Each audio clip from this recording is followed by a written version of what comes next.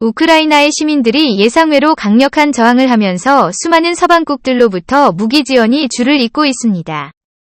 영국산 제블릿 미사일은 가장 효과적인 지원 물자로 러시아의 탱크 부대를 압살하고 있습니다. 때문에 우크라이나에서는 제블릿 미사일을 우크라이나를 지켜주는 수호자처럼 묘사하는 모습이 해외 네티즌들 사이에서 큰 반향을 얻고 있습니다. 우크라이나가 예상외의 승전 가능성이 높을 수 있다는 분석이 나오면서 뒤늦게 우크라이나에 지금 현재 전 세계로부터 지원 물자가 줄을 잇고 있습니다. 우크라이나가 만약 승전을 하게 되면 우크라이나의 경제 성장률이 어마어마할 것으로 보이기 때문입니다. 우크라이나의 인구는 4,500만 명으로 대한민국과 비슷한 규모입니다. 때문에 많은 나라들이 우크라이나 시민들의 마음을 얻기 위한 노력을 기울입니다. 우크라이나의 1인당 GDP는 3,000달러로 한국의 10분의 1 수준이지만 한국은 현재 우크라이나에 120억 원 규모의 자금 지원을 하겠다고 나선 상황입니다. 여기에 더 나아가 FA-50 경공격기 지원 가능성이 예상되고 있습니다. 최근 한국 정부와 슬로바키아 간 협력이 우크라이나 사태를 두고 심상찮게 흘러가는 분위기입니다. 우크라이나와 인접한 슬로바키아는 최근 나토2에 가입하면서 다른 EU 국가와 마찬가지로 안전보장을 받을 수 있게 됐습니다. 바로 나토의 회원국이기 때문인데요. 하지만 슬로바키아의 상황이 그것만으로 안전하지 않은 상황입니다. 나토가 주둔을 해야 하며 가장 중요한 미군이 주둔할 수 있도록 슬로바키아 의회에서 승인이 됐어야 합니다. 그런데 슬로바키아의 미 공군기지 건설이 확정되고 한국산 경공격기의 슬로바키아 도입이 탄력을 받으면서 우크라이나의 대규모 FA-50기의 실전 배치가 가능하게 될지 주목됩니다. 국토전략TV 한국산 경공격기 FA-50 기종은 키우 10종의 훈련기가 공격이 가능하도록 미사일 등이 장착된 작은 공격기입니다. 때문에 이 값이 아주 저렴한 초음속 전투기로 개발도상국에서 매우 선호하는 한국산 전투기입니다. 주로 동남아시아에서 수요가 많은 상황입니다. 그런데 이번 우크라이나 사태가 터지면서 한국산 FA-50 전투기가 우크라이나 전장을 누비게 될 가능성이 높아지고 있습니다. 그러면 어떻게 상황이 돌아가는지 살펴보겠습니다. 첫 번째, 미 공군기지 때문에 난리난 슬로바키아 중부유럽 내기 국가인 헝가리, 폴란드, 체코를 제외하고 마지막 가장 작은 나라인 슬로바키아는 나토의 회원국이 됐습니다. 하지만 그동안 나토군이나 미군이 주둔할 만한 장소가 제공되지 못했습니다. 때문에 우크라이나의 다음 타깃은 비세그라드 내 계곡 중에서 가장 약한 고리인 슬로바키아가 될 가능성이 높았습니다. 그 이유는 슬로바키아 국민 정치 성향이 50%는 친러시아 성향에 가깝고 50%는 친서방이 가깝습니다. 슬로바키아는 국가의 명칭이나 국기의 디자인만 봐서도 슬라브계 민족인 러시아와 아주 친밀할 것 같은 나라입니다.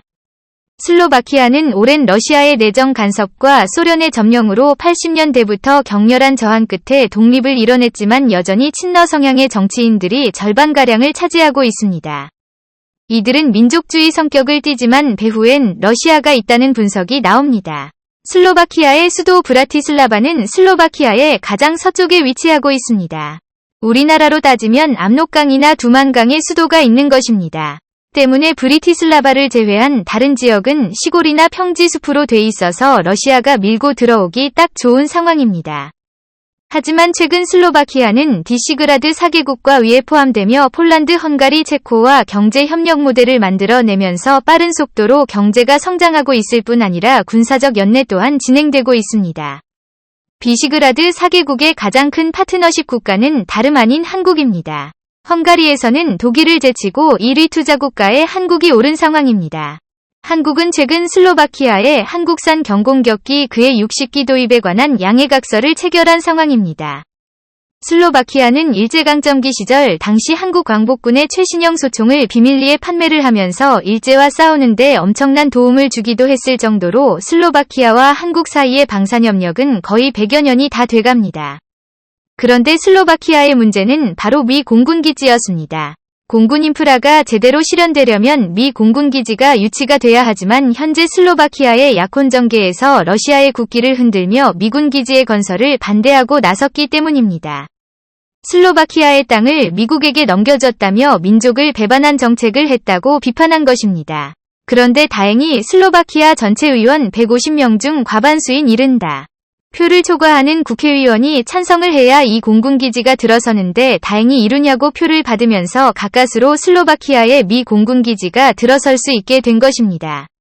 이 결정은 러시아가 우크라이나 침공을 앞둔 불과 며칠 전에 일어난 표결이었습니다. 슬로바키아는 이번 기지 유치로 인해서 슬로바키아 공군 현대화를 위해 약 1억 달러 이상을 미군으로부터 지원을 받게 됩니다.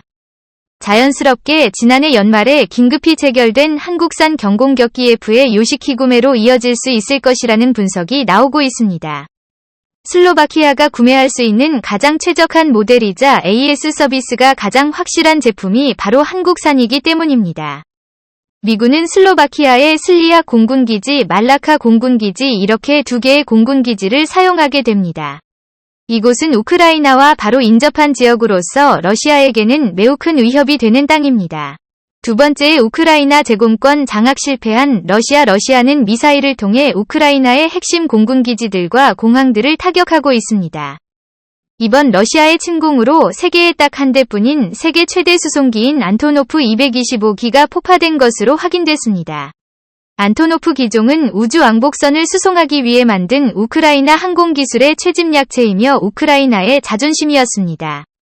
한때 헐리우드에 해당 기종이 등장하자 우크라이나와 러시아 네티즌들 간에 안토노프 기가 어느 나라의 것인지 다투기도 했는데요.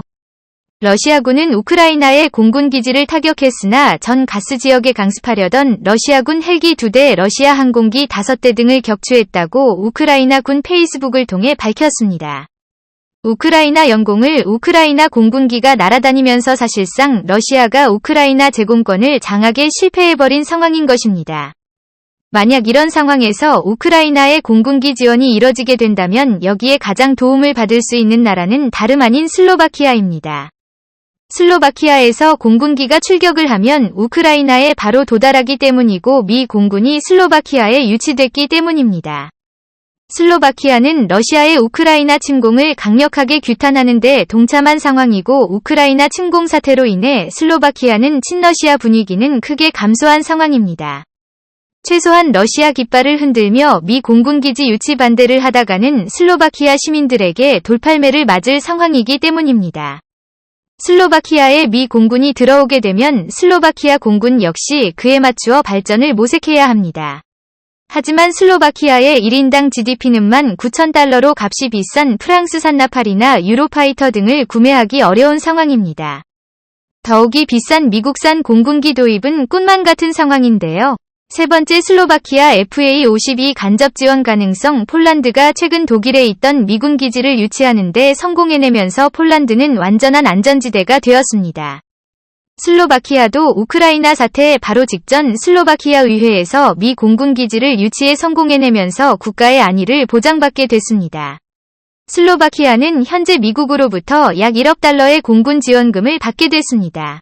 한국과 체결한 FA-50 도입을 애무에 맺은 금액은 약 5억 달러에 이르는 금액이지만 현재 인접국인 우크라이나의 상황이 워낙 급하게 돌아가고 있어서 한국 정부와 슬로바키아 간의 긴급회담을 통해 빠른 속도로 FA-50기가 도입될 수 있도록 분할 납부 등의 상환 프로그램 혹은 우크라이나 인도적 지원 항목에 FA-6기 일부 대출을 포함시키면 슬로바키아를 통해 우크라이나에 간접 지원될 수 있습니다.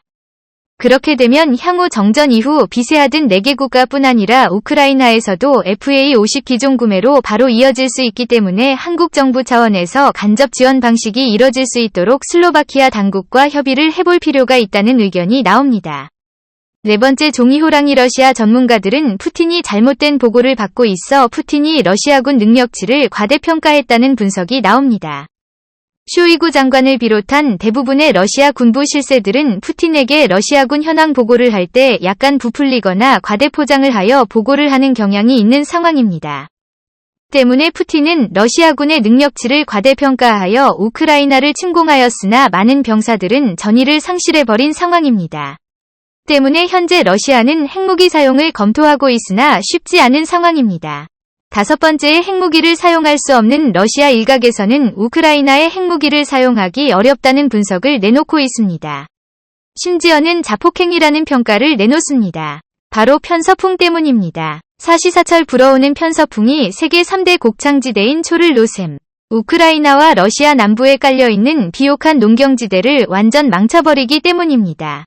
만약 우크라이나의 핵무기를 사용하게 된다면 편서풍을 타고 사시사철 방사능이 러시아의 최대 곡창지대를 망칠 수밖에 없을 것이란 분석이 나옵니다. 그뿐 아니라 러시아 최대 수도권인 모스크바 역시 우크라이나와 인접해 있어서 사실상 핵무기를 사용하는 것은 자폭행위로 볼 수 있습니다. 핵무기의 방사능 낙진이 전부 모스크바 수도권에 쌓이기 때문입니다. 그뿐 아니라 수십 년 수백 년간 세계 최대의 곡창지대 중 하나인 체르노셈이 핵물질로 오염됨으로 인해서 러시아의 대기근 사태가 벌어질 수 있을 것이라는 비관적인 분석이 나오고 있습니다.